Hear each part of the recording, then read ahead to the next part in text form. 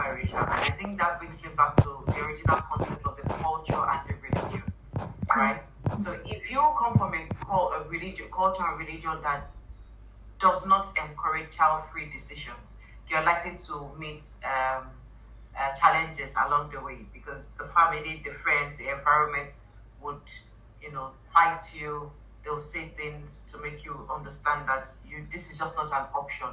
But when you belong to the race or the culture or religion that does not matter, it's your decision, it's your world. Maybe the decision will be a lot easier to do. But then there's also that national interest, Yes. right? So there's also that national interest where in some countries they want you to have as many children as possible because they need to build the population. Now, of every country, the population determines the strength of that country. Look at countries with big populations. You can't mess with that, right? Yeah. So that national interest is also there when if Malaysia begins to have more families that are choosing child-free options, then we know the consequences in the long run. Eventually, you are going to rely, whether you like it or not, Malaysia would end up relying on immigration. For now, Malaysia is not relying on immigration. The rules are stringent. But in future, when they are little to no youth population, then they might be reliant on immigration. Yeah, I'm so agree with that. Just like we have in the Western countries, at a point in time where there were a lot of, like in the 1970s, in the 1980s, there were a lot of birth control rules. Many people didn't want children. Many people didn't want a lot of kids. And over time, we saw how it played out. And eventually, they needed people to help them build their economy, and hence there were mass immigration in these countries. Yeah. Okay, thank you. So, what factor do you think encourage couple to choose to be child-free? Yeah, a lot of factors. I mentioned some earlier. It could be for career advancement. Some people just love their career and their job, right? For some people, it is for beauty reasons. They don't want to lose. Yeah. I had a case of a couple. The husband does not mind. He wants his wife to have a child, but he practically told her he doesn't want her to breastfeed the child, and he wants her to go to have the child through cesarean section. Why? Because he doesn't want the wife's breast to sag, and he doesn't want, so people for many reasons, do these things. Sometimes it's just for self-actualization. Sometimes it is just what they want. They don't really have any particular reason for it, but this is just what they want. They can't tolerate having children. They don't want to go through stress. They don't want anything that will bother them. And some people believe that they are they have a lot of wrongdoings. So if they have children, they will transfer that wrongdoing. So because they don't want to transfer that, they feel they have to stay by themselves and not have kids. So yes, people do this for many reasons, and it could also be for financial reasons. Okay, because there's not enough financial stability. Probably they don't have good jobs, and they wonder if they have kids. They don't want their kids to suffer. So it is better not to have kids. Those are some of the reasons why some people may make those decisions. Yeah, true. So, what do you think the general public understand that a child-free marriage is a choice and not necessarily due to infertility problem?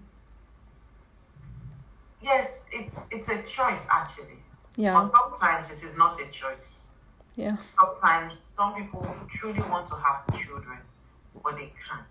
Yeah. For medical reasons. So we can't rule that out. That medical reasons is also one. Most of the time, in most cases, it's usually the reason. In cases of infertility, right? But the secondary reason is also the choices. Okay, so people, like I said earlier, people have choices and they can decide what they want. Though sometimes these choices can be selfish. Yes. Because it could be the choice of a partner. Maybe one partner wants a child, the other partner does not. So imagine if the woman wants a child and the man does not. There's no way she can have a child by herself. Yes. And if the man wants a child and the woman does not, there's no way he can have a child by himself. So these are some of the things couples want to discuss before marriage, because sometimes we see cases of couples decide by themselves, and they believe because he loves me or because she loves me, she'll understand. All right. And sometimes decision changes. So before they go into marriage, they don't want to have children. But they go into the marriage and they realize how incomplete their family is. And they want to have kids. So one person wants to, the other person does not. So it's still all about choices. All right. It's all about what they want. Even though, like I said, it can be selfish sometimes, and sometimes it is not. Right. But it's just like in some cases, someone who is not mentally well, like maybe they suffer serious psychological problem, it would be unfair to ask such a person to have kids because they wouldn't know that mental stability is not there.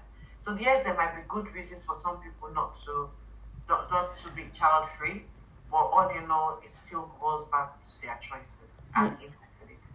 Yeah, thank you, Doctor. So, what will happen to society if more people choose not to continue their lineage? Oh, I think I mentioned that already. Before you know it, I think sometime last year there was this year, this is still 2025, right? Yeah. Okay. So I think sometime this year there was a report that Malaysia is reaching 15% rate for old age. Yeah, true. Right. So meaning that in few years to come, if nothing happens, if young people like you do not have as many kids as possible, obviously Malaysia would reach a percentage where you have to do something. Because if we have more old people in the workforce, sooner or later they are going to retire. True. What happens to the young ones, right? Yeah. So you and I know what's going to happen to the country sooner or later. And I think this is even happening sometimes I wonder, before now, we used to have very young people in politics. Yes. We used to have, true. like in my country, Nigeria, right? In those days, we used to have 20s, 30s, big presidents, big governors, big ministers. But now we have the 70s, the 80s, the 60s. Also in Nigeria, also like that. Yeah. In those days, we used to have 20, 30, 40. But now we are having 60, 70, 80s. This is not supposed to be, right? Yeah. The young ones are supposed to take charge because it is their future, right? Yeah. So you see what happens eventually to the country when people decide to go child free. The population will definitely drop. The population is dropping already because we have people saying, "Oh, maybe your grandparents had 6, right? Or your parents had 4, so it's dropping already." Now imagine when people decide, "Okay, we don't even want to have anything." Obviously, it would affect the economy, affect governance, and you might begin to realize. And in the world today, look at the world today. The country with the most population, in a way, and the most population with good economy, in a way, rules the world. In a way. Yes. Now, a good example is even if you're not ruling the world, you're supplying other countries with manpower. Look at China. Look at India. Right? Look at Nigeria. They're supplying other countries with manpower. Exactly. Why? Because these countries need them. Yeah, true. Okay, so for the next question, if the birth rate continues to decline, what will be the impact of our future generation? Already answered. The question is, will there be a generation? The question is, let's imagine 80% of young people decide no children. Sooner or later, there won't be a country called Malaysia. Yeah. Okay, so does the current system in Malaysia still place a heavy burden on working mothers, causing some to choose to remain child-free?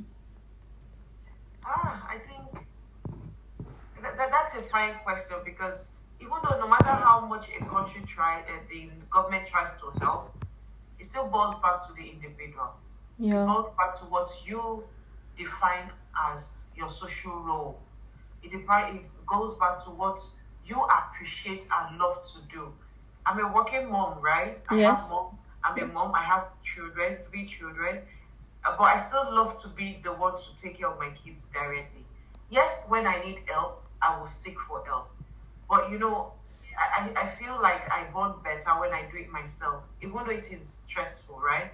Yes. But it still does not rule out the fact that if we have people who do this. They have house helps, right? Where you can get someone to help you do your dishes, do the cooking, do the laundry. You can just be with the kids and chat with them, right? Some people even get home tutors that can help them teach their kids. even though at a point in time it may affect the relationship between the parents and the child, but we see parents still do this, to compensate for the chores that they are unable to do. So once they come back from work, rather than just go straight to the kitchen to do the cooking, they go straight to their kids to just have quality time. Yes. So somebody else already done the cooking, somebody already done the cleaning, and so on. So yes, you can have it. You can be it and have it at the same time. It just depends on how supportive your partner is, and also depends on how much you're making, right? If you're making a good amount of money, yes, you can have all of this. But if you're not making a good amount of money, then there can be challenges, right? But it's a personal decision. But if you ask me, I think anybody can survive. It's just that it depends on how much, your threshold is. Okay, for next question. Since children are traditionally seen as caregiver for their children in old age, how do you view child-free